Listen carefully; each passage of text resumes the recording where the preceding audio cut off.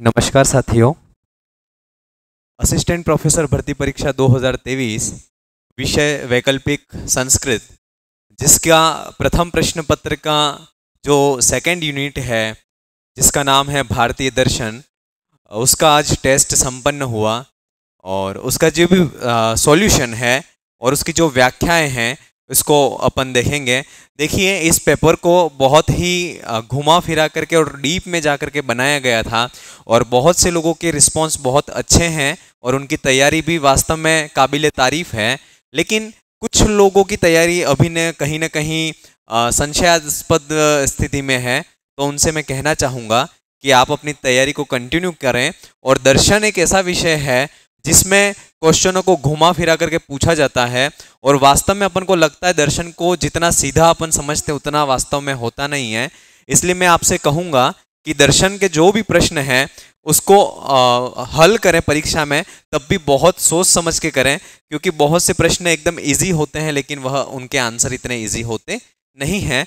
चलिए पहला प्रश्न प्रारंभ करते हैं। तर्क भाषानुसारम अयुत सिद्धयोस्कः संबंधः। तो इसका सही विकल्प है विकल्प 2, समवाय। केशव मिश्र प्रणीत तर्क भाषा में संबंध को दो प्रकार से बताया गया था। एक तो समवाय संबंध होता है, दूसरा संयोग संबंध होता है।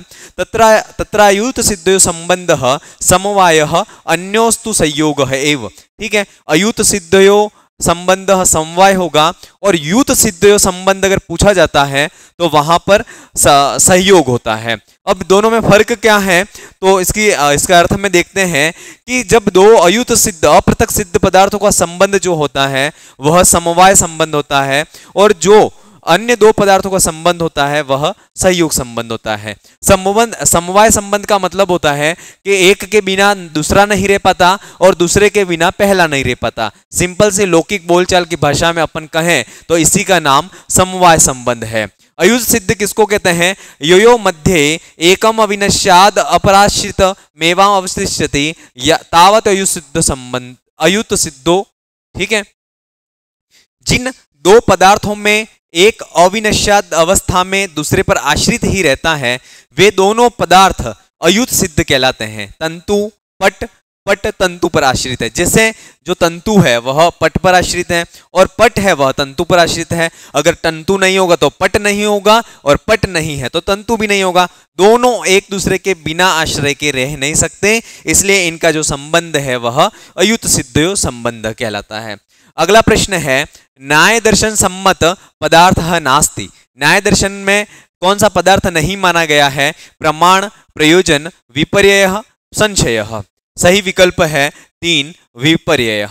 तर्क भाषा न्याय दर्शन का प्रकरण ग्रंथ है और तर्क भाषा के लेखक जो हैं वह केशव मिश्र हैं। ये अपन जानते हैं कि न्याय दर्शन में 16 पदार्थ माने गए हैं और इसमें वैशेषिक जो हैं वह 7 पदार्थ मानते हैं, 9 द्रव्य मानते हैं और 24 गुणों का तर्क भाषा में विस्तार से विवेचन किया गया है। न्याय दर्शन के जो 16 पदार्थ हैं उनका नाम है प्रमाण, प्रमेय, संशय, प्रयोजन, दृष्टांत, सिद्धांत, अव्यय, तर्क, निर्णयवाद, जल्प, वितंडा, हेत्वाभास, छल, जाति, निग्रह, स्थान। ये 16 पदार्थ न्याय दर्शन में कहे गए हैं। अगला प्रश्न है, तर्क भाषा रीत्या अभावात्मकः कार्यस्य कारणं कीदृशं भवति। बहुत ही इंपॉर्टेंट प्रश्न है और बहुत ही डीप में से ये प्रश्न लिया गया है। और जैसे कि सामान्य प्रश्न आ जाए कारण कितने प्रकार का तो अपन कर सकते हैं, लेकिन इस प्रकार का जो कारण आ जाता है, प्रश्न आ जाता है, तब अपन को कहीं ना कहीं कंफ्यूज होने के चांस हो जाते हैं। तो अभावात्मक कार्यस्य कारणः कीदृशः संभवति, कैसा होता है? तो इसका सही उत्तर है निमित्त कारण। वृत्ति भाग से प्रश्न लिया गया है।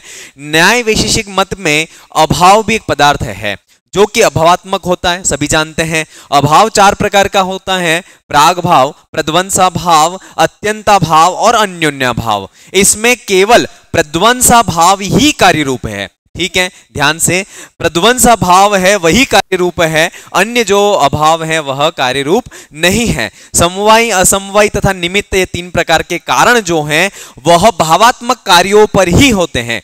ये भावात्मक कार्यों के ही होते हैं, परंतु जो अभावात्मक कार्य है वह प्रध्वंसा भाव है, उसका तो केवल निमित्त कारण ही होता है। ठीक है, अभावात्मक जो कार्य होगा वो प्रध्वंसा भाव है और उसका सिर्फ निमित्त कारण ही होगा।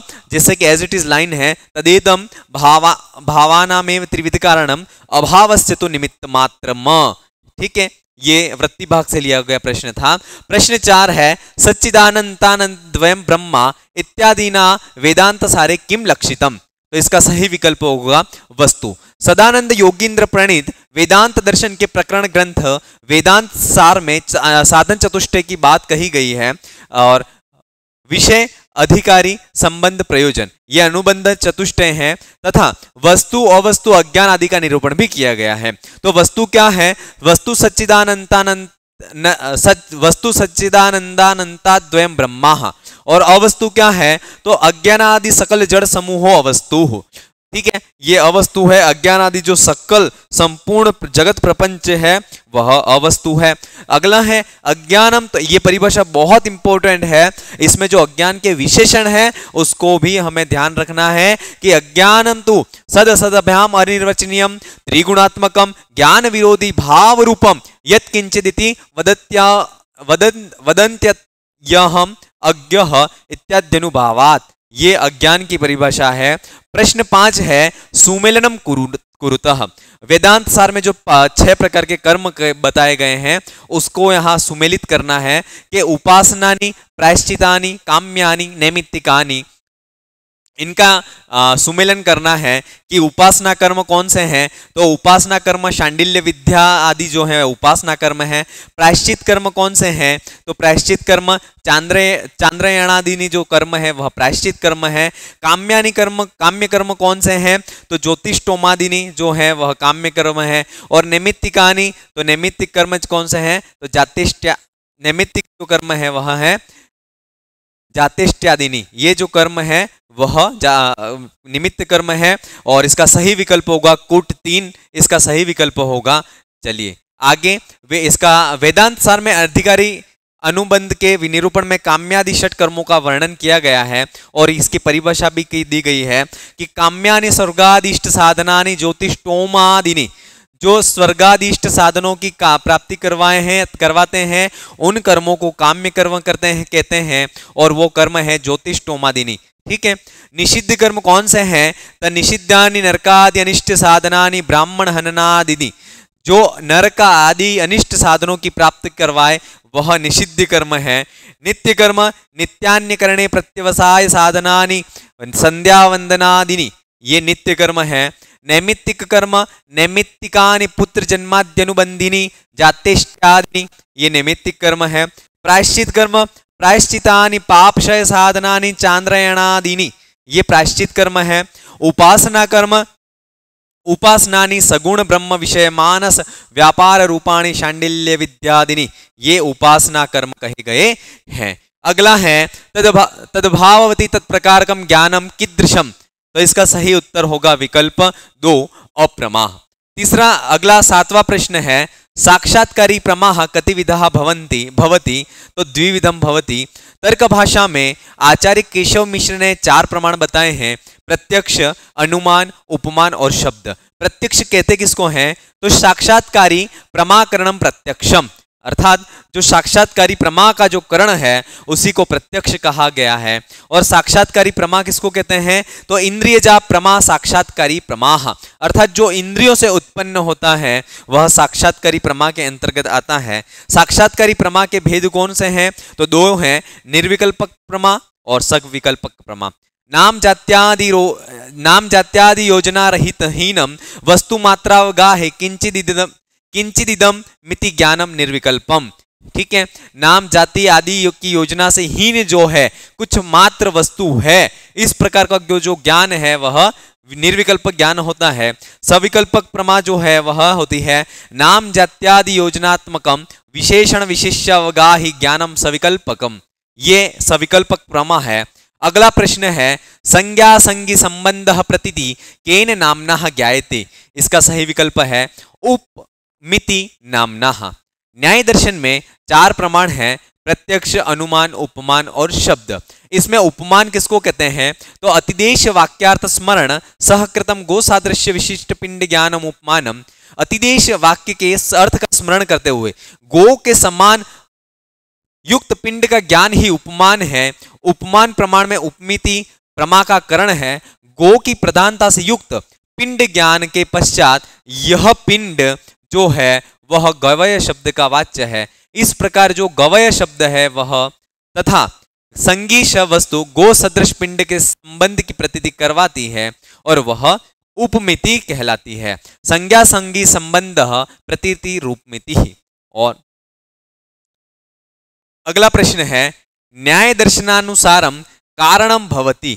ठीक है, ये बहुत इंपॉर्टेंट है और कंफ्यूज होने वाला प्रश्न है। तो इसका विकल्प 2, मोस्ट ऑफ विद्यार्थियों ने ये प्रश्न गलत किया है। ठीक है, तो इसका जो सही विकल्प है वह 2 है, अनन्यथा सिद्ध नियत पूर्व भावित्वम। अन्यथा सिद्ध नहीं है अपितु अनन्यथा सिद्ध है नियत पूर्व भावित्वम, वह है कारण। अनन्यथा सिद्ध नियत पूर्व भावित्व, इसका विकल्प 2 सही है। न्याय दर्शन में कारण का जो ये परिभाषा दी है कि यस्य कार्यात् पूर्व भावो नियतो अनन्यथा सिद्धश्च तत्कारणम, जिसकी सत्ता कार्य से पूर्व निश्चित हो और जो अनन्यथा सिद्ध हो, अनन्यथा सिद्ध न हो अर्थात अनावश्यक न हो, उसे कारण कहते हैं। अगला प्रश्न है समीचीनाम तालिकाम चिनुतः, कि जो सन्निकर्ष है 6 प्रकार का, तो उनके जो उदाहरण है उनके साथ में इस तालिका को जोड़ना है। समवेत समवाय, समवाय सन्निकर्ष, संयुक्त समवाय, संयोग सन्निकर्ष। तो इसका जो सही विकल्प है वह विकल्प ए होगा। समवेत समवाय का उदाहरण है श्रोत्र शब्दत्व। दूसरा जो है समवाय सन्निकर्ष का उदाहरण है श्रोत्र शब्द। संयुक्त समवाय का उदाहरण है अयम नील घट और संयोग सन्निकर्ष का उदाहरण है अयम घटः। ठीक है, विकल्प 1 सही है। केशव मिश्र रचित तर्क भाषा में प्रत्यक्ष ज्ञान का कारण इंद्रियार्थ सन्निकर्ष को माना है और यह इंद्रियार्थ सन्निकर्ष 6 प्रकार का होता है। संयोग, संयुक्त समवाय, संयुक्त समवेत समवाय, समवाय, समवेत समवाय, विशेषण विशेष्य भाव। ठीक है, अब जब आंखों का घट के साथ में जब सामान्य ज्ञान होगा अयम घटः, तो यह संयोग सन्निकर्ष कहलाएगा। और जब भी यह संयोग होगा उसके बाद जब चक्षु इंद्रिय है वह घट के रूप का आदि का अयम नील घटः, तो ये जो है घट का रूपत्व का रूप का ज्ञान हो रहा है, तो यहाँ पर संयुक्त समवाय सन्निकर्ष होगा। इसके बाद जब घट का नीलत्व के साथ में जो चक्षु इंद्रिय का ज्ञान होगा, नीलत्व रंग के साथ में घट के, तो यह संयुक्त समवेत समवाय होगा अयम नील घटः घटस्य नीलत्वम। तो यह संयुक्त समवेत समवाय का उदाहरण होगा। इसके बाद श्रोत्र इंद्रिय का शब्द के साथ में जो सामान्य ज्ञान होगा वह समवाय सन्निकर्ष कहलाता है। और जब श्रोत्र इंद्रिय का शब्दत्व के साथ में जो ज्ञान होता है वह समवेत समवाय के अंतर्गत आता है। और जब भूतल पर किसी वस्तु का अभाव माना जाता है तो उस समय जो सन्निकर्ष होता है वह विशेषण विशेष्य भाव सन्निकर्ष होता है। ये जो अगला विशेषण विशेष्य भाव जो अभाव वाला है वह मोस्ट ऑफ परीक्षाओं में पूछा जाता है। तो विशेषण विशेष्य भाव जो सन्निकर्ष है उसमें अभाव का प्रतिपादन किया जाता है। इसका एक कारिका आती है, घटः तन नील नीलत्वम शब्द शब्दत्व जातयो अभाव समवायो च ग्राह्य संबंध षडकत। ये परीक्षा में इसका इस जो उदाहरण है वह उदाहरण भी हमें याद करने चाहिए। अगला जो प्रश्न है वह यह है 11वां प्रश्न है, और 11वां प्रश्न ये कह रहा है कि वन्निवाप्य धूमवान पर्वतः इति ज्ञानम किम। तो ये ज्ञान इसको क्या कहते हैं? तो विकल्प ए सही है, परामर्श। क्या कहते हैं? परामर्श सही विकल्प है इसका। अनुमान जो है उसका पर स्वरूप बताया है लिंग परामर्शो अनुमानम। ठीक है, लिंग परामर्श को ही अनुमान कहते हैं। और लिंग किसको कहते हैं? तो कहा है व्याप्ति बलेनार्थ गमनम लिंगम। व्याप्ति के आधार पर अर्थ का जो बोधक होता है उसे लिंग कहते हैं। धूम अग्नि का लिंग है।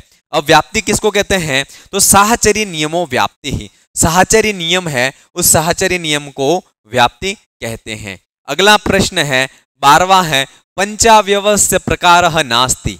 तो इसका सही विकल्प है 4 व्याप्ति। ठीक है, हेतु, उदाहरण और उपनयन तीन तो हैं, व्याप्ति इसका सही विकल्प नहीं है। अनुमान, लिंग परामर्शो अनुमानम तच्च अनुमानम द्विविधम स्वार्थम परार्थम चेति ही। जो अनुमान है वह लिंग परामर्श को अनुमान कहते हैं और वह दो प्रकार का है, स्वार्थानुमान और परार्थानुमान। ठीक है, स्वार्थानुमान जो है वह स्वार्थम स्वप्रतिपत्ति हेतु, अपने ज्ञान का जो निमित्त है वह स्वार्थानुमान कहलाता है। परार्थानुमान जो है यत्तु कश्चित स्वयं धूमाद अग्निमनुमाय परम बोधयितुम पंचावयवमनुमानम वाक्यम प्रयुक्ते तद परार्थानुमानम। परार्थानुमान में क्या होता है, व्यक्ति स्वयं किसी और अन्य व्यक्ति को समझाने के लिए जो पंचावयव हैं उन वाक्यों का प्रयुक्त करता है और वह कहलाता है परार्थानुमान। पांच अवयव कौन से हैं, तो प्रतिज्ञा, हेतु, उदाहरण, उपनयन, अनुपनय और निगमन, ये पांच अवयव हैं। और इन पांचों अवयवों की परिभाषा, इन पांचों अवयवों के उदाहरण भी मोस्ट ऑफ परीक्षा में पूछे जाते हैं, तो इसका भी हमें ध्यान रखना चाहिए। तंतु रूप पट रूपस्य कीदृशम कारणम अस्ति, ये भी बहुत इंपॉर्टेंट प्रश्न है, क्योंकि कारण की परिभाषा और कारण की परिभाषा के साथ में ही उसके जो उदाहरण है वह उदाहरण मुख्य तौर पर परीक्षा में पूछे जाते हैं।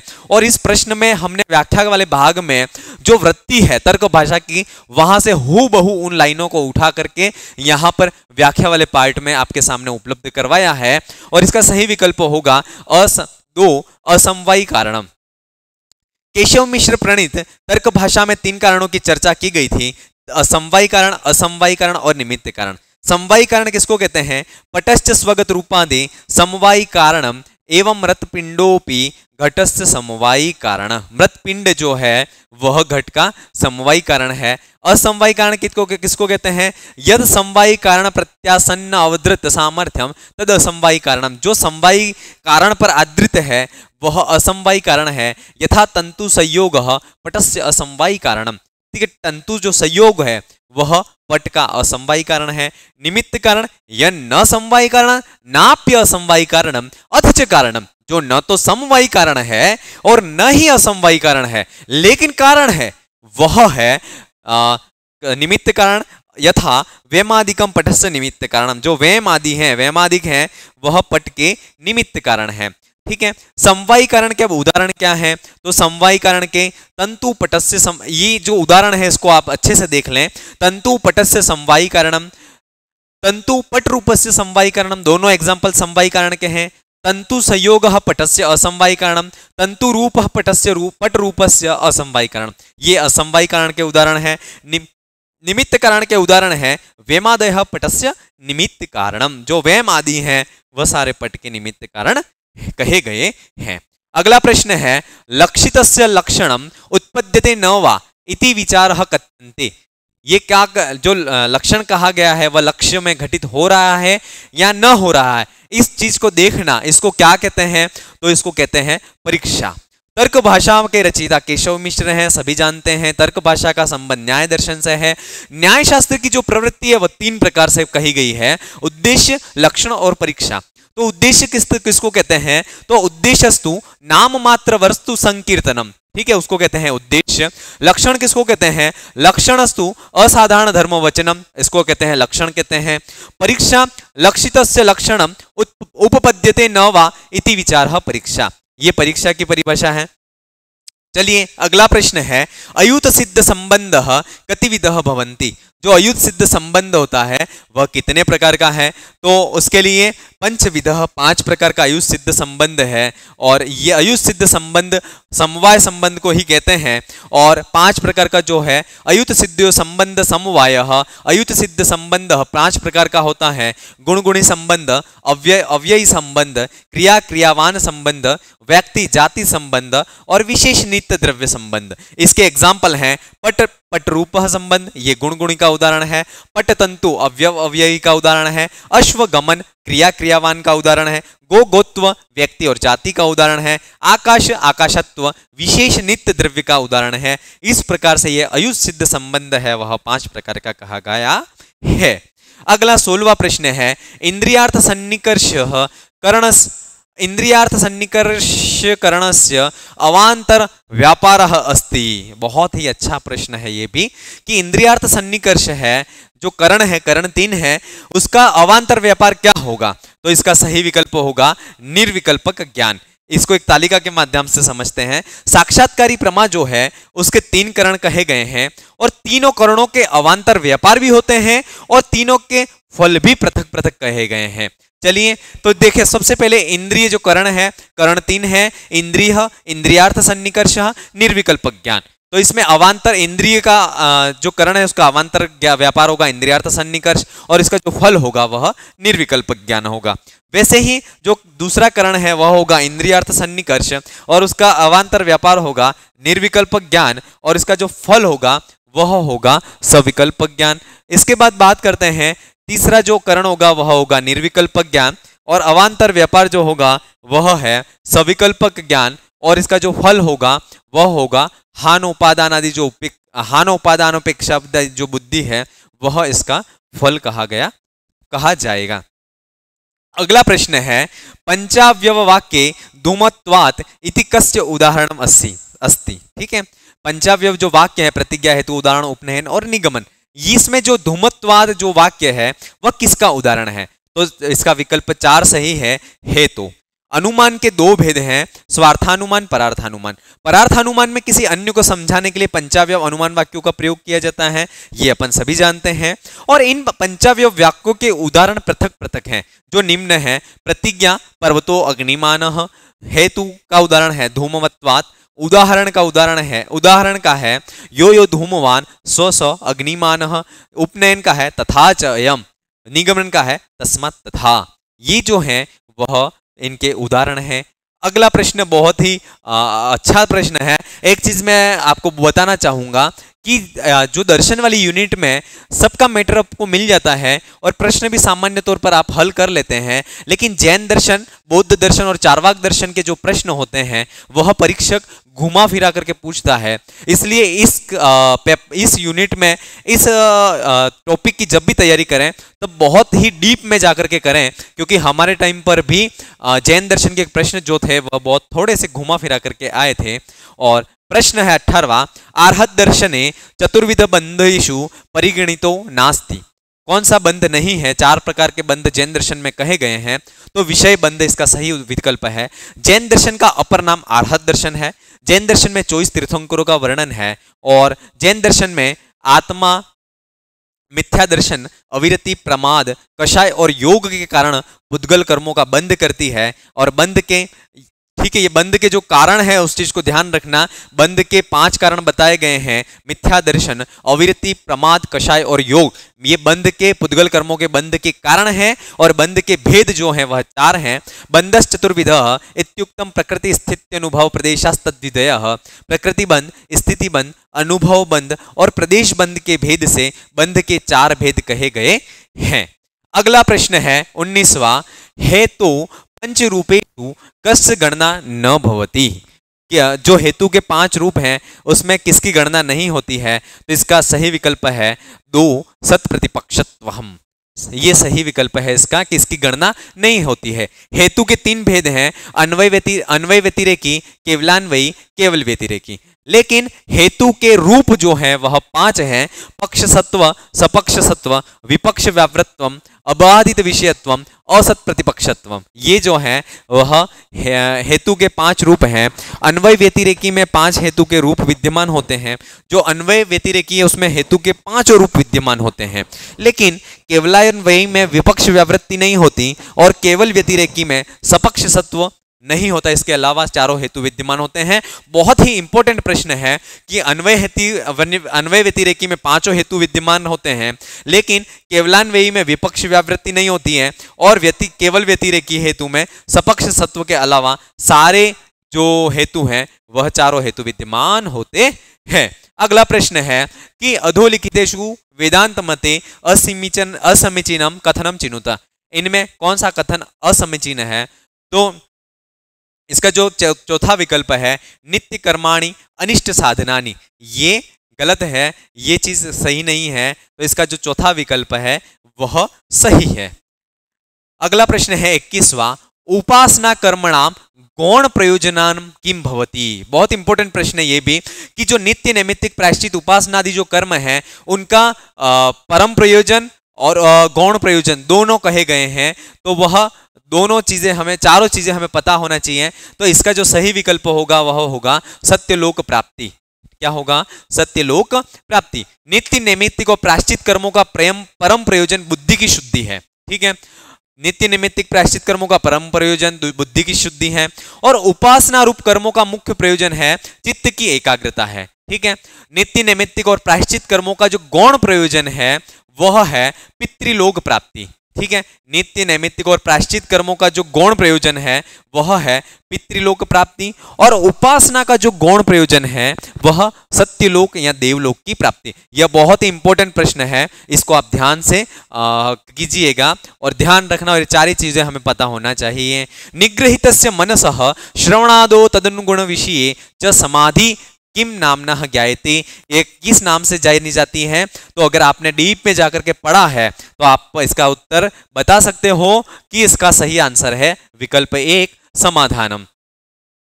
वेदांत सार में साधन चतुष्टय का विवेचन किया गया है। इसमें तृतीय साधन शमादि षटक संपत्ति है। इसके अंतर्गत शम, दम, उपरति, तितिक्षा, समाधान और श्रद्धा है। ठीक है, शम की परिभाषा क्या है? शमस्ताव श्रवणादि व्यतिरिक्त विषयेभ्यो मनसो निग्रह शमः। दमः दमो बाह्येन्द्रियाणां तद व्यतिरिक्त विषयेभ्यो निवर्तनम्। उपरति विहितानां कर्मणां विधिना परित्यागः उपरति। तितिक्षा तितिक्षा शीतोष्णादि द्वंद्व सहिष्णुता। तितिक्षा श्रद्धा गुरुपदिष्ट वेदांत वाक्येषु विश्वासः श्रद्धा।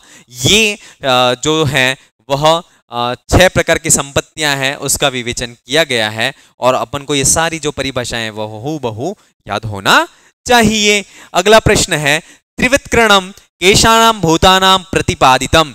जो त्रिवृत्करणम जो सिद्धांत है उसमें किन पंच जो भूत हैं उनका प्रयोग किया गया है, प्रतिपादन किया गया है? तो पृथ्वी जल तेजसाम इनका प्रयोग किया गया है, क्योंकि जो पंचीकरण सिद्धांत है उससे पूर्व जो ये त्रिवृत्करण सिद्धांत था वह चलता था और उससे ही सृष्टि की उत्पत्ति को माना जाता था। तो छांदोग्योपनिषद में सर्वप्रथम अग्नि की उत्पत्ति कही गई है और उसके बाद अग्नि से जल और जल से पृथ्वी की उत्पत्ति का कथन करके त्रिवृत्करण द्वारा स्थूल सृष्टि की उत्पत्ति बताई गई है। तो ये त्रिवृत्करण सिद्धांत है वो छांदोग्योपनिषद का है और यही प्रश्न हो सकता है वैदिक जो साहित्य वाली यूनिट है वहां भी बन सकता है कि त्रिवृत्करण का सिद्धांत कौन से उपनिषद में है, तो वह छांदोग्योपनिषद में है। ये चीज हमें ध्यान होना चाहिए। ठीक है, अगला है समष्टि व्यष्टि अभिप्रायेण एकमनेकम मिति व्यवहारः इदम पदम किस्मिन अर्थे संदर्भे अस्ति। ठीक है, ये चीज वह किसके लिए कही गई है? तो विकल्प है समष्टि और व्यष्टि के अभिप्राय से एक और अनेक होते हैं। ठीक है, ये किसके लिए कहा है? तो अज्ञान के लिए कहा गया है।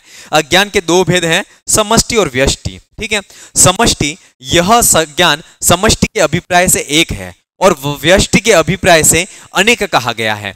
जैसे समष्टि के अभिप्राय से यह वन है, इस प्रकार का कथन किया जाता है, और व्यष्टि के अभिप्राय से यह जो अनेक का सूचक है, व्यष्टि का अभिप्राय है प्रत्येक वृक्ष। जैसे हम बहुत सारे वन होते हैं, वृक्ष होते हैं, उसका क्या नाम दे देते हैं? वन कहते हैं। तो जो वन है वह समष्टि का सूचक है और जो वृक्ष है वह व्यष्टि का सूचक है।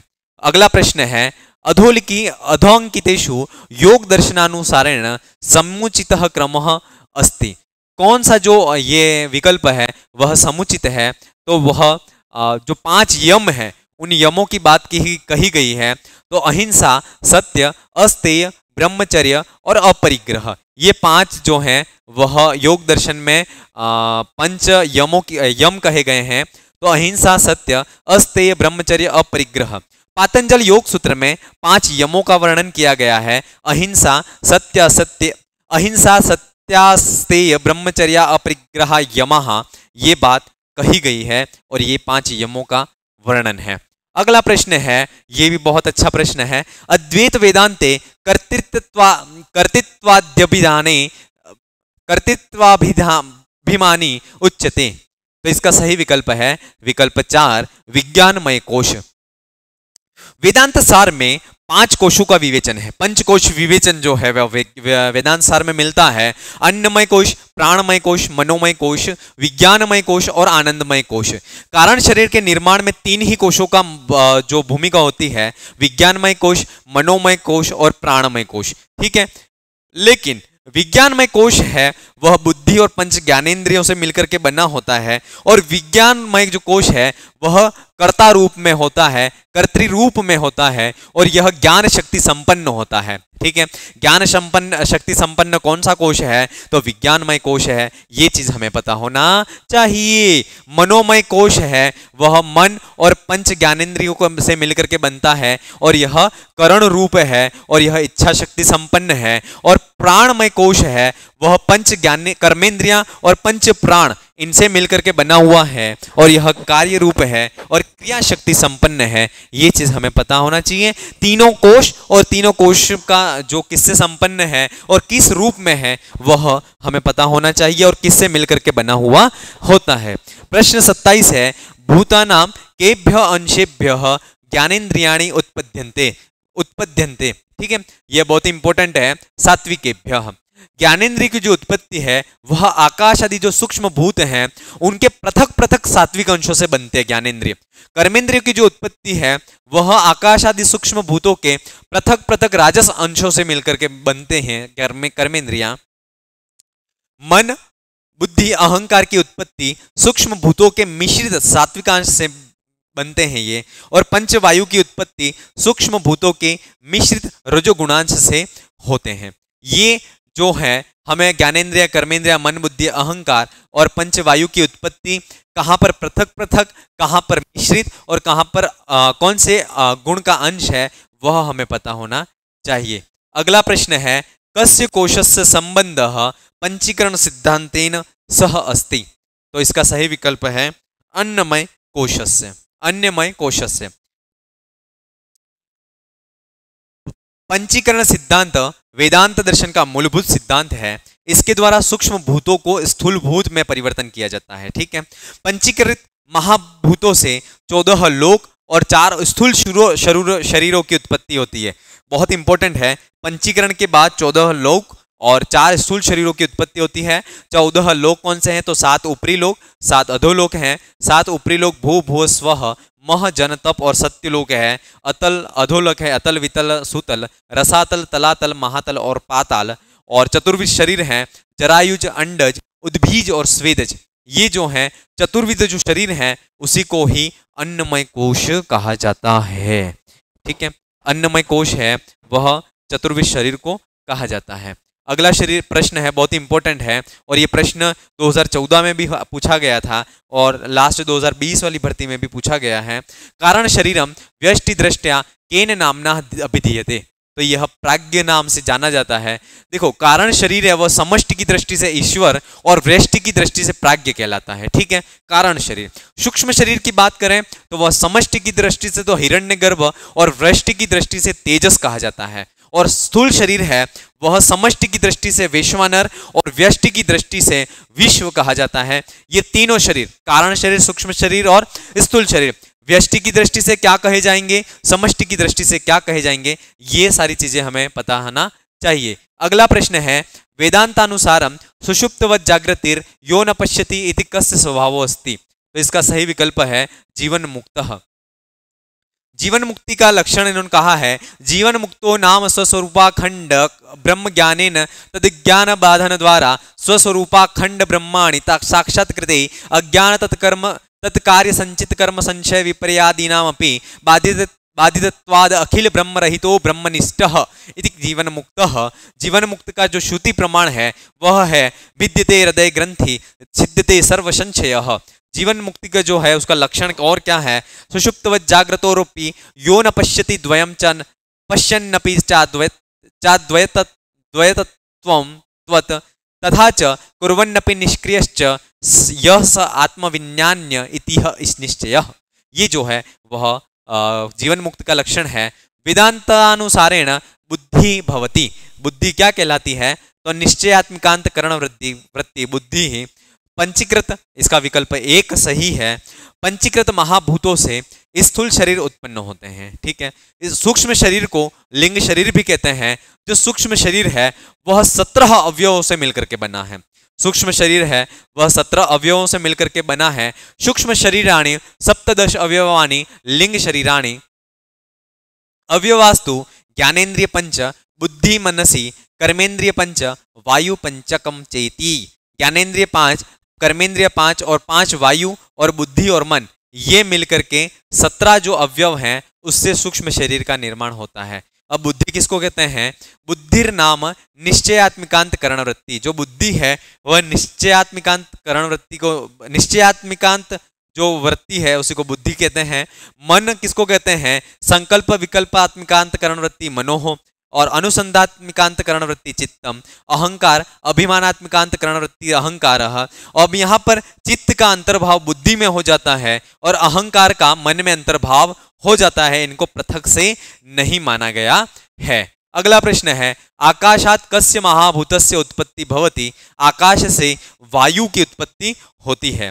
तम परिभाषा है, तमः प्रधान विक्षेप शक्ति शक्तिमद अज्ञानोपहित चैतन्याद आकाशः, आकाशाद वायो, वायोरग्नि, अग्ने अपोद्भ्यः पृथ्वीं चोत्पद्यते। अर्थात तमोगुण की प्रधानता वाली विक्षेप शक्ति से उपहित चैतन्य से सर्वप्रथम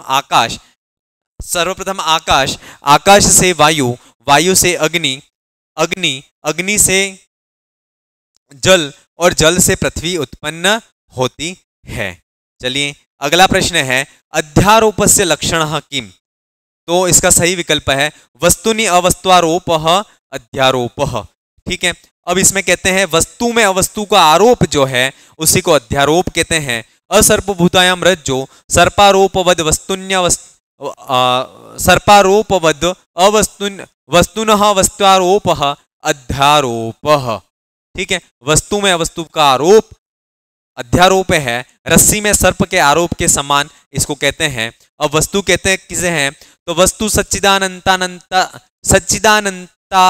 सच्चिदानंदानंता द्वयम ब्रह्मा, इसको वस्तु कहते हैं। अज्ञानादि सकल जड़ समूह अवस्तु, ये अवस्तु है।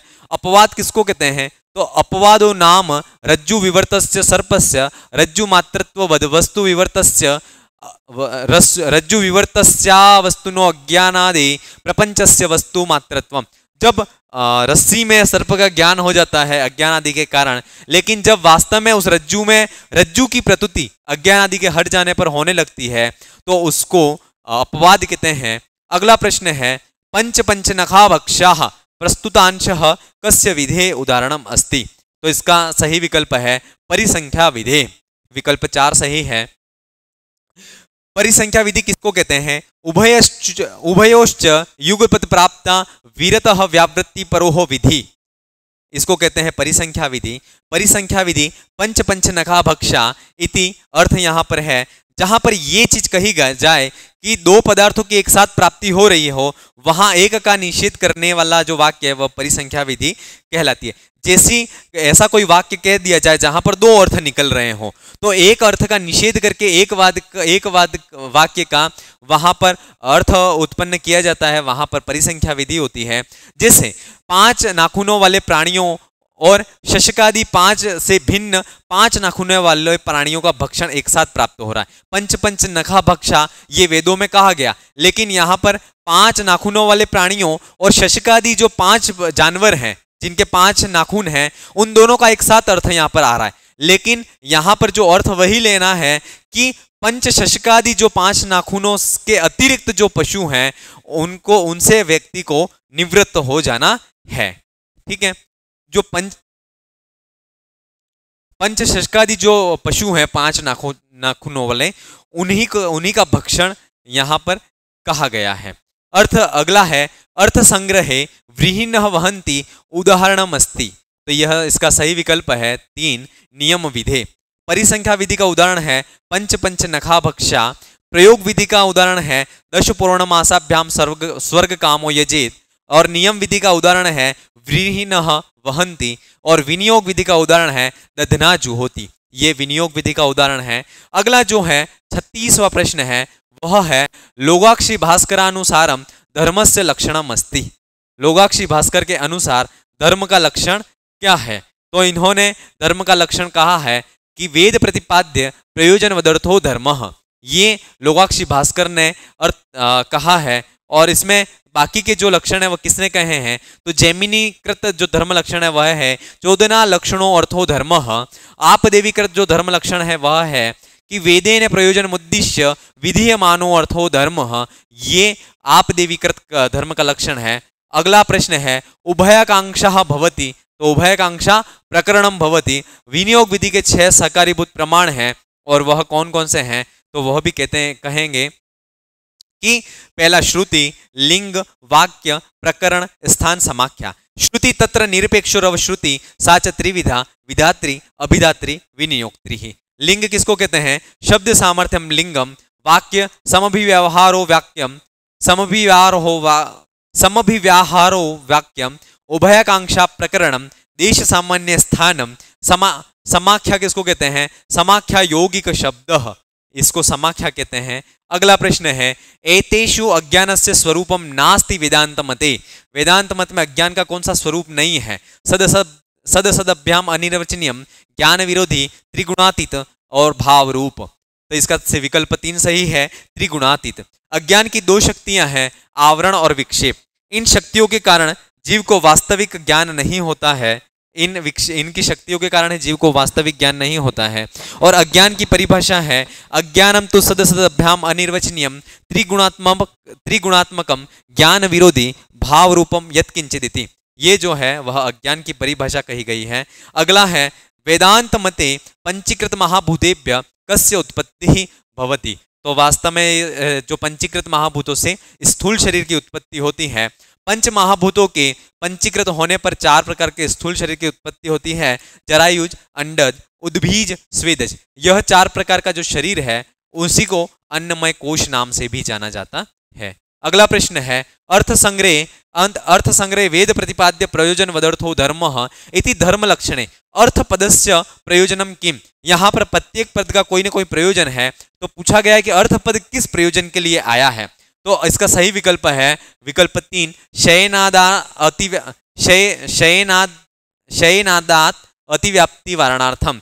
ठीक है, प्रस्तुत पद प्रत्येक पद किस प्रयोजन से लिया गया है? जो प्रयोजन पद है वह स्वर्गादि प्रयोजन में अतिव्याप्ति को रोकने के लिए, वेद प्रतिपाद्य जो है वह भोजन आदि में अतिव्याप्ति को रोकने के लिए, अर्थ पद है वह शत्रुवध रूप शयन आदि में अतिव्याप्ति रोकने के लिए यह पद प्रयुक्त किया गया है। अगला प्रश्न है अर्थ संग्रह से टीका नास्ति।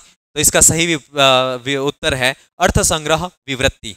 अर्थ संग्रह के लेखक लोकाक्षी भास्कर हैं। अर्थ संग्रह की 4 टीकाएं प्रसिद्ध हैं, जो हैं अर्थालोक पट्टाभी राम शास्त्री द्वारा लिखित है। इसके बाद है जो है अर्थ प्रतिपादिता कृष्णनाथ पंचानंद द्वारा लिखी गई है। कौमुदी जो टीका है रामेश्वर भिक्षु द्वारा लिखी गई है। अमला जो टीका है वह प्रमथनाथ तर्कभूषण द्वारा लिखी गई टीका है। तो इस प्रकार से यह अर्थ संग्रह की टीकाएं हैं। अगला प्रश्न है सांख्य दर्शने अंतःकरणम किमात्मकम। ठीक है, अंतःकरण में क्या किससे बना हुआ होता है? तो बुद्धि अहंकार मनांसी जो विकल्प 3 है वह सही इसका आंसर है कि ईश्वर कृष्ण विरचित सांख्य कारिका में 13 प्रकार के करण बताए गए हैं। कारिका है अंतःकरणम त्रिविध दशधा त्रयस्य विषयाख्यम सांप्रत कालम बाह्य त्रिकालमाभ्यंतरम करणम। अंतःकरण मन बुद्धि अहंकार और बाह्य करण है वह 5 ज्ञानेन्द्रिया 5 कर्मेंद्रियां हैं। यह 10 प्रकार का बाह्य करण है। अंतःकरण तीनों कालों में प्रभावी होते हैं और बाह्य करण का जो संबंध है वह वर्तमान काल से होता है। अगला प्रश्न है सांख्य दर्शने केवल्यम कस्य मन्यते। सांख्य दर्शन में जो है वह किसका केवल्य माना जाता है? तो बहुत ये कंफ्यूज करता है प्रश्न प्रकृति या पुरुष में। तो वास्तव में जो केवल्य है वह पुरुष का ही होता है। सांख्य कारिका में केवल्य के संदर्भ में कारिका दी गई है प्राप्ते शरीर भेदे चरितार्थत्वाद प्रधान विनिवृत्तो एकांतिक मात्यंतिक उभयम केवल्यम मापनोति। ठीक है, जो केवल्य वो 2 प्रकार का है, एकांतिक और आत्यंतिक। शरीर प्राप्त होने पर भोग एवं अपवर्ग दोनों ही प्रयोजन के पूर्व से ही सिद्ध के रहने के कारण प्रकृति के निवृत्त हो जाने से पुरुष है वह एकांतिक और आत्यंतिक मुक्ति प्राप्त करता है। और जब पुरुष की श्रद्धा के सिद्ध के प्रसंग में भी कैवल्य की बात करते हैं, पुरुषोस्ति भोक्तृभावात कैवल्यार्थम प्रवृत्तिश्च, अर्थात पुरुष जो है वह भोक्तृभाव होने से कारण और कैवल्य के लिए प्रवृत्ति होने के कारण पुरुष की श्रद्धा को सिद्ध किया गया है। जब अपन क्लास पढ़ेंगे, वीडियो सीरीज चलेगी अपनी, तब मैं इस चीज को और अच्छे से समझा दूंगा। अगला प्रश्न है अर्थ संग्रह मते वेद भागः कतिविध, तो इसका सही विकल्प है पंचविधः। अर्थ संग्रह का संबंध पूर्व मीमांसा दर्शन से है। किस दर्शन से है? पूर्व मीमांसा दर्शन से है। और इस कर्म कांड इसका जो है वह उसका निरूपण करना इस ग्रंथ का मुख्य उद्देश्य है। और वेद के 5 भाग कहे गए हैं, विधि, मंत्र, नामधेय, निषेध और अर्थवाद। ठीक है, अगला प्रश्न है वेदांतानुसारम मिश्रित सात्विकांशेन कस्य उत्पत्ति न भवति। ठीक है, तो इसका सही विकल्प है ज्ञानेन्द्रिय। ज्ञानेन्द्रिय की उत्पत्ति अपंचीकृत सूक्ष्म भूतों के पृथक पृथक सात्विक अंश से होता है, मिश्रित सात्विक अंश से नहीं होता है, अपितु पृथक पृथक सात्विक अंश से होता है। और मन, बुद्धि और जो अहंकार, बाकी के शेष जो विकल्प हैं, इनकी जो उत्पत्ति है वह मिश्रित सात्विक अंश से होती है। ठीक है, इसलिए इसका विकल्प 4 जो है वह सही होगा। अगला प्रश्न है अर्थ संग्रहानुसार यागः वर्तते, तो इसका सही विकल्प है देवता उद्देश्येन द्रव्यता त्यागः। ये एज इट इज वहां की वृत्ति से ये प्रश्न उठाया गया है। ठीक है, अगला प्रश्न है शाब्दी भावनायाम कति अंशानाम अपेक्षा भवति, तो इसकी 3 अंश हैं। त्रयः विकल्प 2 सही है। शाब्दी भावना कहते किसको है? पुरुष प्रवृत्त्यनुकूलो भावयितुर व्यापार विशेषो शाब्दी भावना। शाब्दी भावना के 3 अंश हैं, वह कौन से हैं 3 अंश? साध्य, साधन, इति कर्तव्यता। साध्य में किम भावेत, साधन में केन भावेत और इति कर्तव्यता में कथम भावेत। तो किसके द्वारा स्वर्गादि प्रयोजन जो है उसकी भावना पुरुष प्रवृत्ति जो है वह करे शाब्दी भावना में, तो किम भावेत तो आर्थिक भावना भावेत, केन भावेत तो लिंगादि ज्ञानेन भावेत, और इति कर्तव्यता कथम भावेत तो कैसे, तो अर्थवाद गाप्य कर्म प्राशस्त्य विशिष्टेन भावेत, ये इति कर्तव्यता है। और ये 3 जो हैं वह तीनों क्या हैं? तो शाब्दी भावना के 3 जो अंश हैं वह कहे गए हैं। अगला है संप्रज्ञात योग समाधि चित्त भूमि भवति। कौन सी चित्त भूमि संप्रज्ञात योग समाधि में होती है? तो इसका सही विकल्प है विकल्प 1 एकाग्रम। योग दर्शन में चित्त की 5 भूमियां या अवस्थाएं बताई गई हैं, जिसमें क्षिप्त भूमि जो है वह रजोगुण युक्त होती है, मूढ़ भूमि है वह तमोगुण, और विक्षिप्त भूमि है वह सत्वगुण, और एकाग्र भूमि है उसमें सत्वातिशय का प्रयोग होता है, और निरुद्ध भूमि निर्गुण होती है। और एकाग्र भूमि को संप्रज्ञात योग और निरुद्ध भूमि को असंप्रज्ञात योग कहते हैं।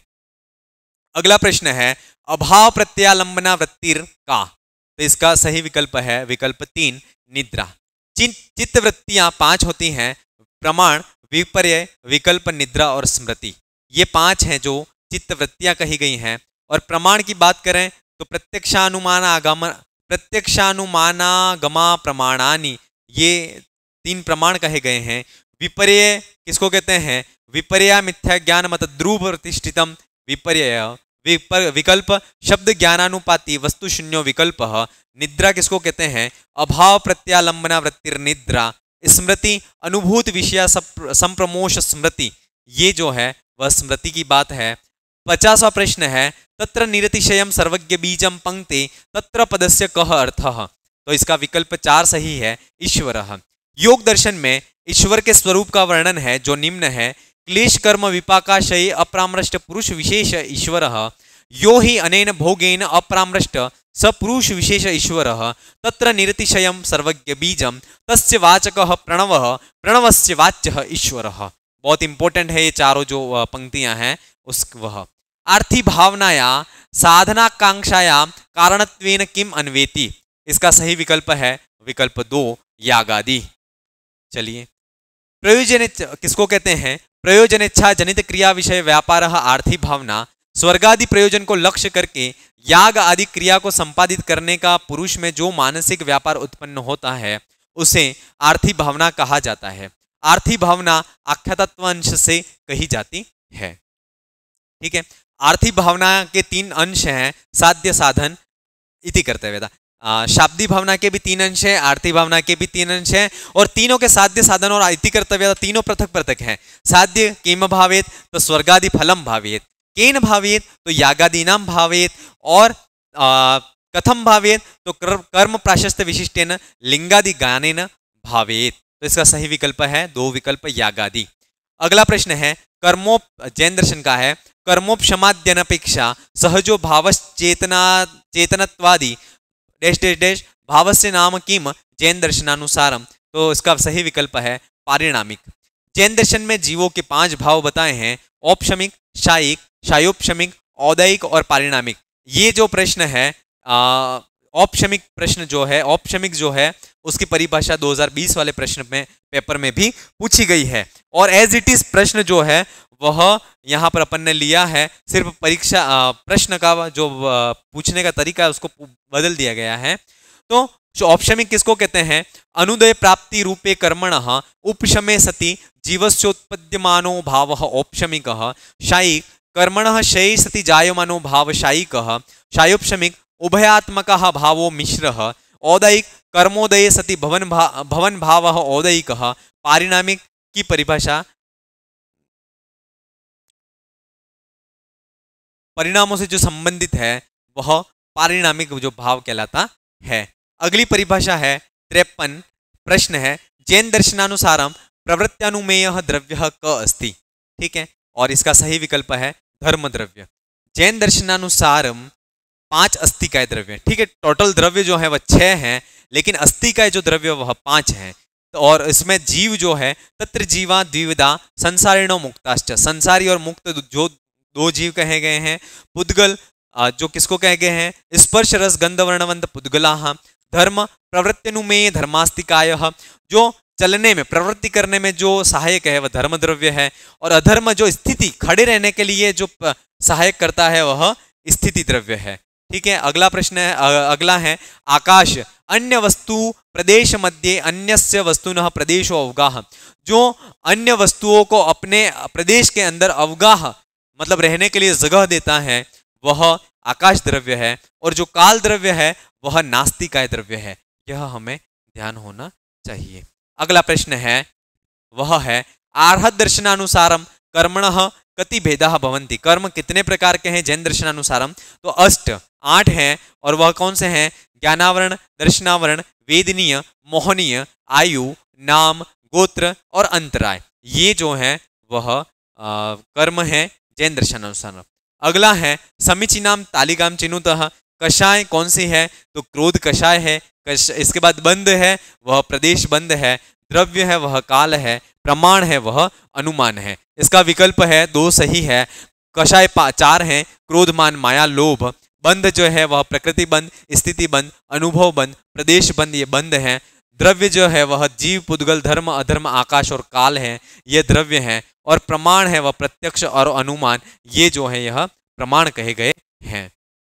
अगला जो है बौद्ध दर्शनानुसारम चित्त चेतात्मकः स्कंदः कतिविधः भवति।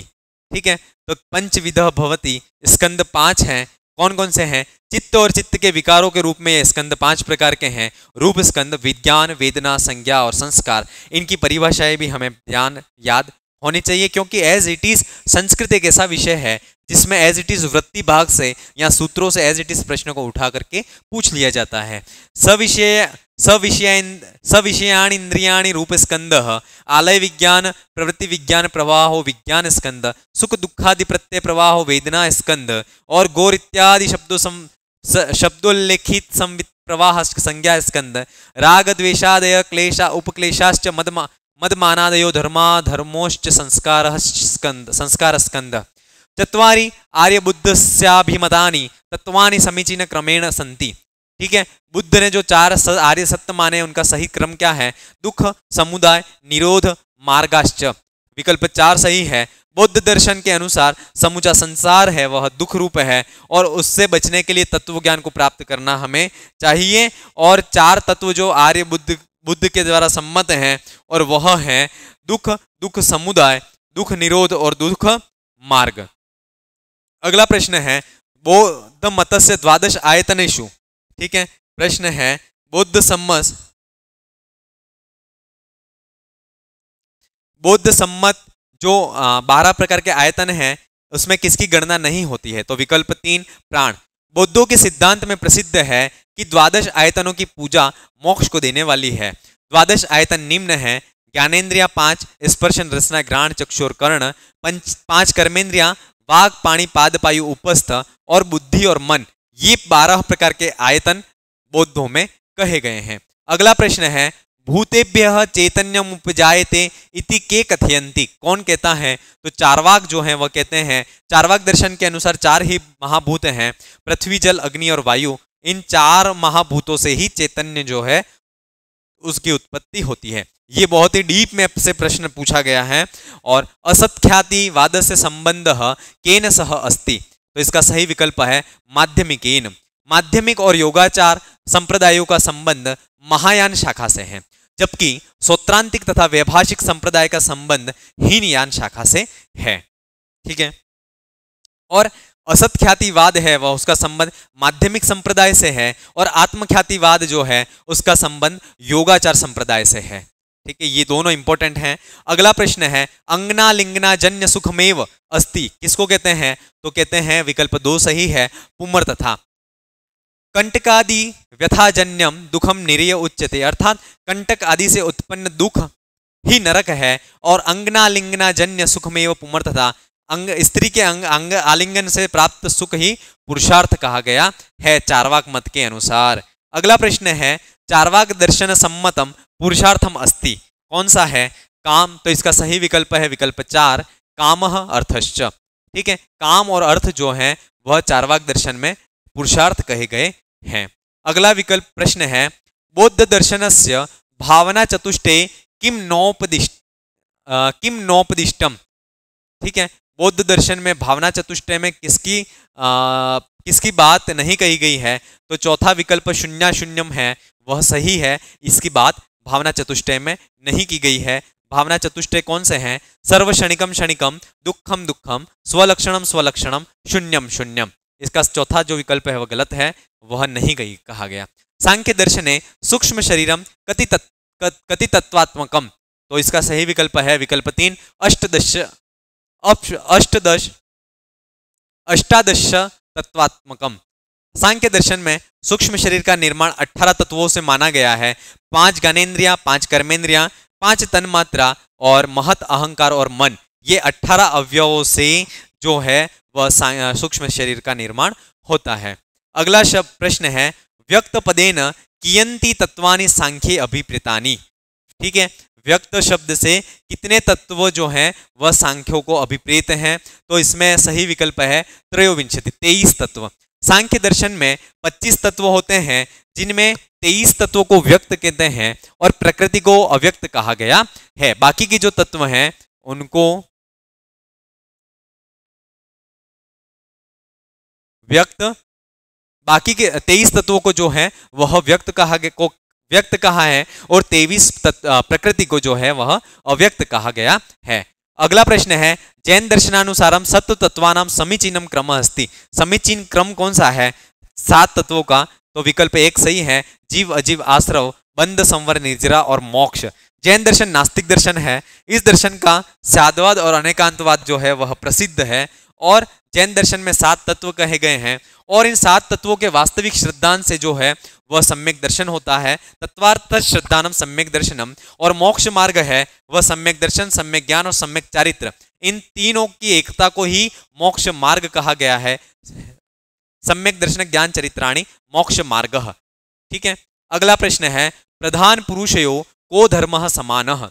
कौन सा धर्म है वह समान है? तो इसका विकल्प 2 है, वह सही है, अहेतुत्वम।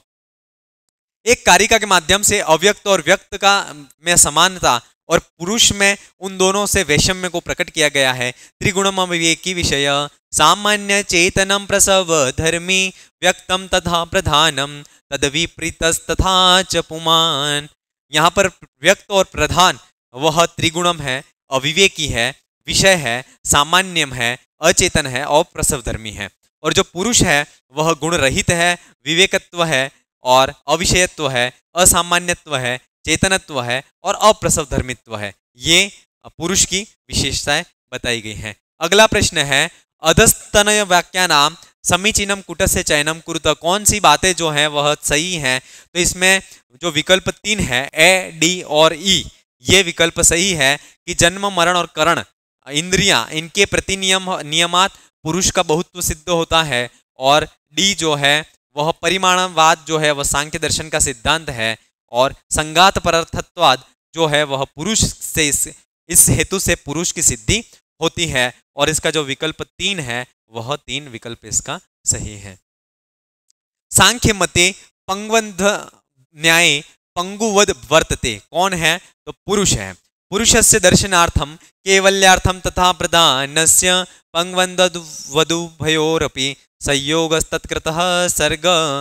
तो प्रकृति के दर्शन के लिए और पुरुष के केवल्य के लिए पुरुष और प्रकृति का संयोग अंधे और लंगड़े के समान होता है।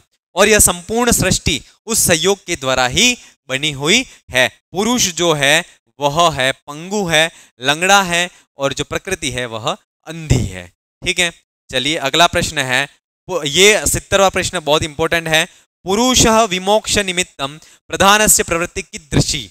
ठीक है, तो इसका सही उत्तर है वत्स विवृद्धि निमित्तम क्षीरस्य यथा प्रवृत्ति। ठीक है, इसका विकल्प 1 सही है। प्रकृति पुरुष को मोक्ष दिलवाने के लिए मुख्य भूमिका निभाती है। और यथा वत्स विवृद्धि निमित्तम क्षीरस्य यथा प्रवृत्ति रज्ञस्य पुरुष विमोक्ष निमित्तम तथा प्रवृत्ति प्रधानस्य। जिस प्रकार बछड़े के पोषण के लिए अचेतन दूत की माता के स्तनों में प्रवृत्ति स्वतः होती है, उसी प्रकार पुरुष को मोक्ष दिलवाने के लिए अचेतन मूल प्रकृति की प्रवृत्ति होती है। अगला है त्रिगुणादि विपर्यासात पुरुषस्य कस्य गुणस्य सिद्धिर न भवति। तो इसका जो सही विकल्प है वह कर्तृत्व। 3 गुणों के भेद के कारण पुरुष बहुत्व सिद्ध होता है तथा 3 गुणादि धर्मों से रहित होने के कारण उस पुरुष का साक्षित्व केवल्य माध्यस्थ्य दृष्टित्व और अकर्तृत्व सिद्ध होता है। ठीक है, और इसके लिए एक कारिका भी है, तस्माच्च विपर्यासात सिद्धम साक्षित्वमस्य पुरुषस्य केवल्यम माध्यस्थ्यम दृष्टत्वमकर्तृत्वम च। ठीक है, चलिए अगला प्रश्न है, सांख्य दर्शने अप्रीत्यात्मक गुणः वर्तते। तो इसका सही विकल्प है विकल्प 1 रजोगुण। सांख्य 3 गुण मानते हैं, सत्व रज और तम। तीनों गुणों का जो स्वरूप है वह है प्रीत्य प्रीति विषादात्मक। ठीक है, और इनका कार्य है प्रकाश प्रवृत्ति नियमार्था। इसमें जो सत्व गुण है उसका प्रीति और रजोगुण का है अप्रीति, और जो तमोगुण है वह है विषादात्मक है। और इन तीनों के कार्य हैं प्रकाश प्रवृत्ति और क्रम से नियमार्थ। कारिका है प्रीत्य प्रीति विषादात्मका प्रकाश प्रवृत्ति नियमार्था अन्योन्याभिभाश्रय जनन मिथुन वृत्तयश्च गुणा। ठीक है, तीनों गुणों की जो वृत्ति है वह दीपक के समान होती है, प्रदीप वच्चार्थ तो वृत्ति ही। ठीक है, अगला प्रश्न है चित्तवृत्ति निरोधस्य कति उपायाः। तो दो हैं चित्तवृत्ति के निरोध के 2 उपाय हैं। योग दर्शन में 5 चित्त की वृत्तियां कही गई हैं, प्रमाण विपर्यय विकल्प निद्रा और स्मृति। और इन 5 वृत्तियों के निरोध का जो उपाय है वह है अभ्यास और वैराग्य। अभ्यास वैराग्याभ्याम तन निरोधः, उनका निरोध जो है वह 5 वृत्तियों का निरोध अभ्यास और वैराग्य के द्वारा होता है। अगला जो प्रश्न है, योग मतानुसारम असंप्रज्ञात समाधि कति विधः भवति। जो असंप्रज्ञात समाधि है वह कितने प्रकार की होती है? तो इसका सही विकल्प है विकल्प 3 द्विविधः। योग मतानुसारम समाधि के 2 भेद हैं, संप्रज्ञात समाधि असंप्रज्ञात समाधि। संप्रज्ञात समाधि वितर्क विचारानंदास्मितानुगमात संप्रज्ञात वितर्क विचार आनंद और अस्मित का अनुगमन होने से संप्रज्ञात समाधि होती है। और असंप्रज्ञात समाधि विराम प्रत्याभ्यास पूर्व संस्कार शेषोन्यस्य। ये असंप्रज्ञात समाधि की परिभाषा है कि सभी वृत्तियों के अस्त हो जाने पर चित्त का जो निरोध संस्कार मात्र शेष है उसे असंप्रज्ञात समाधि कहते हैं। और असंप्रज्ञात समाधि के 2 भेद हैं, उपाय प्रत्यय और भव प्रत्यय। योग सूत्रे चित्त विक्षेपाः कति प्रतिपादिताः। तो इसका सही विकल्प है विकल्प 2 9। योग दर्शन में चित्त के 9 विक्षेप बताए गए हैं, इन्हें विघ्न भी कहते हैं। व्याधि स्त्यान संशय प्रमाद आलस्य अविरति भ्रांति अलब्ध भूमिक और अनवस्थितत्व, ये जो हैं वह 9 विक्षेप कहे गए हैं। अगली जो बात करते हैं वह है दृग दर्शन शक्त्यारेकात्मते, दृग दर्शन शक्त्योरेकात्मते वा डैश डैश डैश अस्ति कि क्या कहलाती है। तो इसका सही विकल्प है विकल्प 4 जो है वह सही है, अस्मिता। योग दर्शन में पंच क्लेश जो हैं उनका वर्णन है अविद्या, अस्मिता, राग, द्वेष, अभिनिवेश। अविद्या किसको कहते हैं? तो अविद्या कहते हैं अनित्या शुचि दुखात्मनासु नित्य शुचि सुखात्म ख्यातिर विद्या। अस्मिता दृग्दर्शन शक्त्योरेकात्मते वा अस्मिता, राग सुखानुशयी राग, द्वेष दुखानुशयी द्वेष, अभिनिवेश स्वर सवाही विदुषोपि तथा रूढ़ो अभिनिवेश। ठीक है, यह अभिनिवेश की बात हो गई। अगला प्रश्न है योगांगेषु नियमस्य भेदः नास्ति। तो इसका सही विकल्प है अस्तेय। योग के 8 अंग हैं, यम, नियम, आसन, प्राणायाम, प्रत्याहार, धारणा, ध्यान, समाधि। और नियम के 5 भेद हैं, शौच, संतोष, तप, स्वाध्याय, ईश्वर प्रणिधान। इसमें जो है वह अस्तेय को नहीं माना गया है। ठीक है, अगला है योग दर्शनानुसारम जाति देश काल समयानवच्छिन्ना सार्वभौमा के भवन्ति। तो इसका सही विकल्प है महाव्रतानि। यम 5 हैं, अहिंसा, सत्य, अस्तेय, ब्रह्मचर्य, अपरिग्रह। ये 5 यम हैं और यह यम जाति देश काल और आचार परंपरा से सीमित न होते हुए, यह अगर सीमित होंगे तो ये यम कहे जाते हैं और ये सीमित नहीं होते तो ये महाव्रत की श्रेणी में आते हैं। अगला प्रश्न है योग मते अभिनिवेश पदस्य अर्थः अस्ति।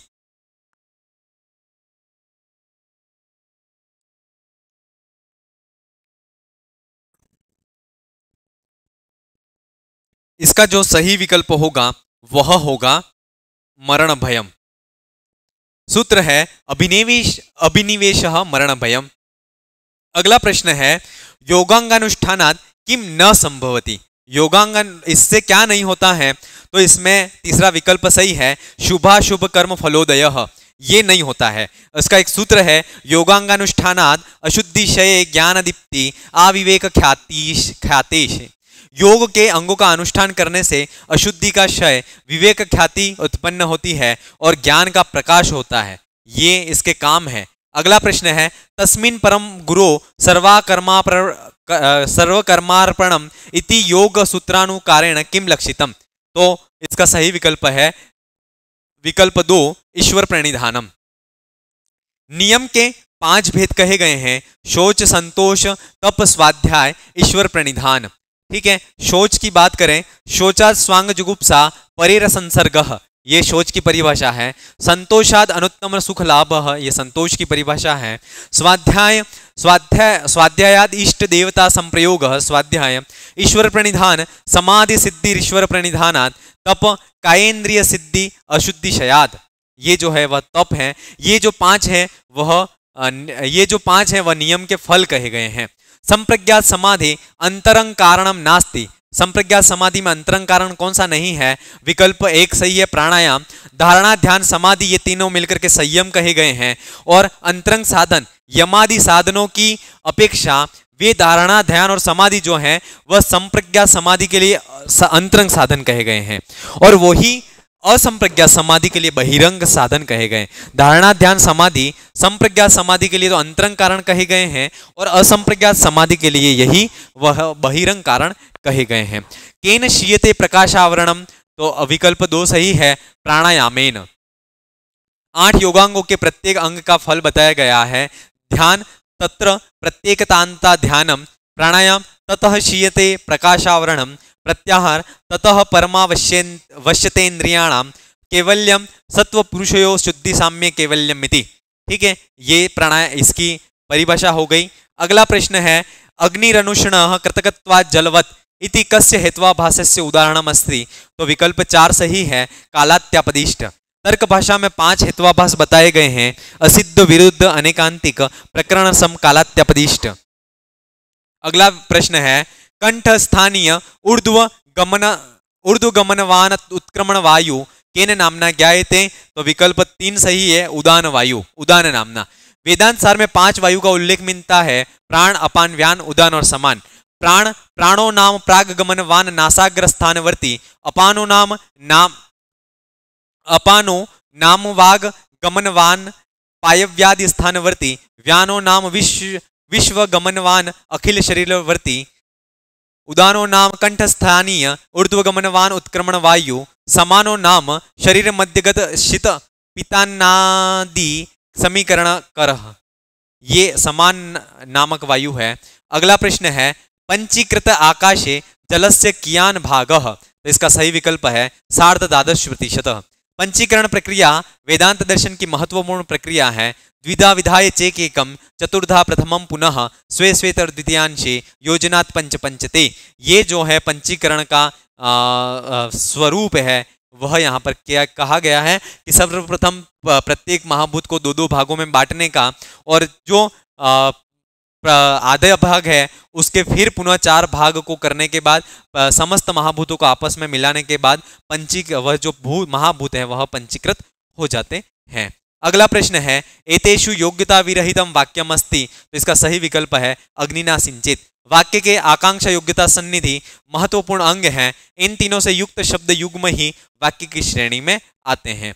अगला है, अग्र अर्थ संग्रहानुसारम यौगिक शब्दानां प्रयोगः कस्मिन् प्रमाणे भवति। सही विकल्प है विकल्प 3 समाख्या प्रमाणे। अर्थ संग्रह में विनियोग विधि के 6 सहकारीभूत प्रमाण हैं, श्रुति, लिंग, वाक्य, प्रकरण, स्थान और समाख्या। ठीक है। समाख्या यौगिक शब्द साच द्विविधा वेदिकी लौकिकी च। वेदिकी समाख्या का उदाहरण है होत्रिचमस और लौकिक समाख्या का उदाहरण है आध्वर्यणम। ये लौकिक समाख्या का उदाहरण है और समाख्या में लौकिक शब्दों का प्रयोग किया जाता है। अगला प्रश्न है, वेदांत सारे कीदृश संबंधस्य वर्णन अस्ति। कार्य कारण भावस्य, कर्तृकर्म बोधकस्य, आधाराधेय भावस्य, बोध्य बोधक भावस्य। तो इसका विकल्प 4 बोध्य बोधक भावस्य सही है। वेदांत सार में अनुबंध चतुष्टय का विवेचन मिलता है, विषय, अधिकारी, संबंध, प्रयोजन। तो संबंध की बात कर रहे हैं, वहां पर कहा गया है संबंधस्तु तदेक्य प्रमेयस्य तत्प्रतिपादकोपनिषद प्रमाणस्य च बोध्य बोधक भाव संबंधः। ये बात कही गई है। अगला है, वेदांत सारे ब्रह्म जगत कारण सिद्ध्यर्थम कस्य उदाहरणम दत्तः। तो विकल्प 1 सही है, लुतायाः अर्थात मकड़ी का। व्याख्या है, शक्ति द्वयम वद ज्ञानोपहित चैतन्यम स्वप्रधानतया निमित्त स्व उपाधि प्रधानतया उपादानं च भवति। यथा लुता तंतु कार्यं प्रति स्वप्रधानतया निमित्तम स्व शरीर प्रधानतया उपादानं च भवति। जिस प्रकार मकड़ी अपना जाला निर्माण रूप कार्य के प्रति अपने शरीर के चैतन्य की प्रधानता के कारण निमित्त कारण है, तथा अपने शरीर से निकलने वाले लार्वे की प्रधानता की दृष्टि से उपादान कारण है, वैसे ही यह आत्मा चैतन्य की प्रधानता से निमित्त कारण और अज्ञान की प्रधानता से उपादान कारण कहा गया है। अगला प्रश्न है, बौद्ध धर्म से अष्टांग मार्गे कस्य गणना न भवति।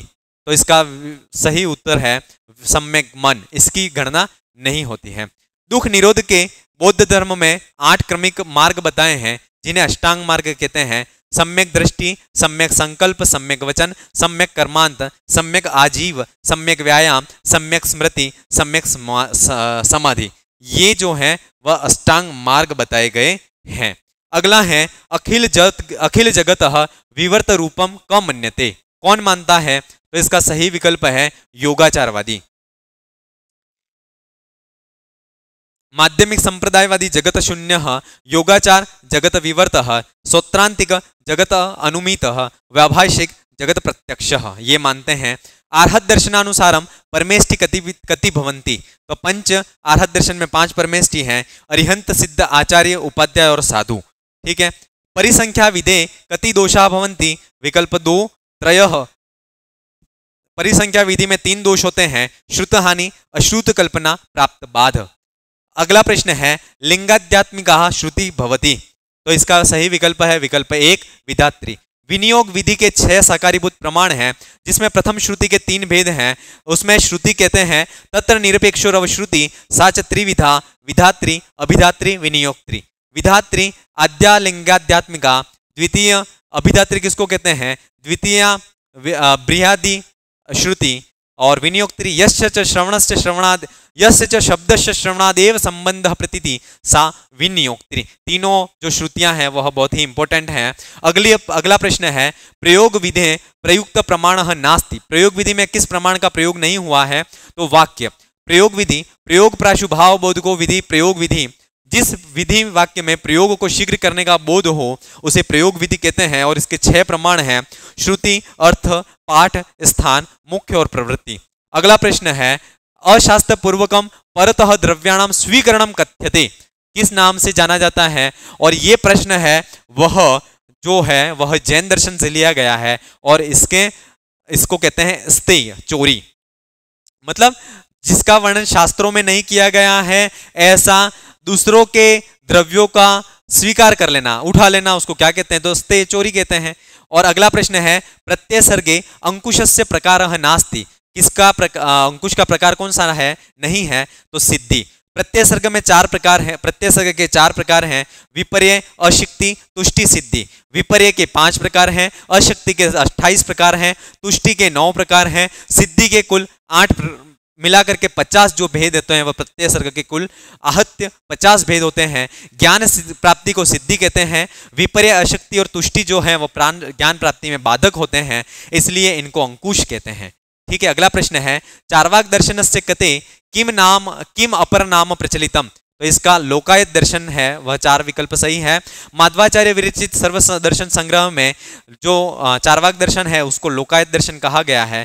चार्वाक मतस्य लोकायतनम इत्यन्वर्थः अपरम नामधेयम। चार्वाक दर्शन की महत्वपूर्ण सूक्तियां हैं त्रयो वेदस्य कर्तारा भंडधूर्त निशाचराः लोक सिद्धो राजा परमेश्वरः भूतस्य चेत भूतेभ्य चैतन्यम उपजायते यावत् जीव सुखम जीवेद ऋणम कृत्वा घृतम पिबेद सर्व प्रसिद्ध सिद्धांत है चार्वाक दर्शन का। वरम अद्य कपोतो नश्वरो मयूरः किण्वा दिव्य मद शक्तिवत चैतन्यम उपजायते, यह चार्वाक दर्शन का सिद्धांत है। अगला है सविकल्पक ज्ञानस्य करणम किम।